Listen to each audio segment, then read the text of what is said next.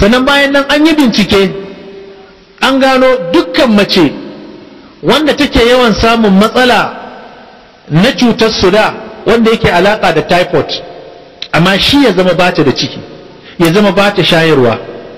Domin na gaya muku duk matan da ta sha warqatu zaitun, ganyen zaitun na Jazair, in har kika sha shi kina da ciki ko ya kai wata 9 sai ya lalace.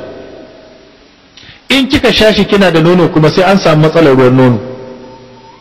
Domin shi aikin da yake tace jini yake yi. Shi yasa masu cutar hepatitis ba maganin da yafi kyau da su yake cire hepatitis da izinin Allah cikin kan lokaci kamar ganyen zaitun. Matan da suke fama da ciwon gwiwa na arthritis, gwiwa ya bubbude tana tafiya, gwiwan da asalin gaɓoɓin yana ciwo, in da ta sha ganyen zaitun na sati 3 da izinin Allah sai ya daina.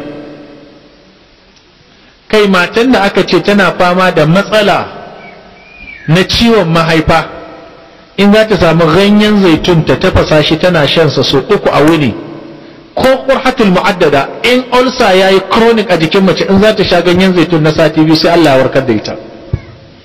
Kuma shine aka gano cewa yana maganin ciwon haƙori, yana maganin ciwon kunne. Kuma shine aka gano cewa ganye ne da yake da tasiri akan maganin ciwon fata. Yanzu ba damuna ya zo ba, to za ku dinga ganin wasu yara kuraje na fitowa a jikinsu. To in yaro yana da sikila, yaro mai sikila, in ya kai shekara 2, aka ɗauki rabin ƙaramin cokali aka tafasa, bayan an tafasa aka sanya masa zuma ana bashi yana sha, kuma ana bashi man kwakwa, suka ce ku bashi sati 2 zuwa wata 2, Allah da sai an ga wannan sikilan ta fara raguwa.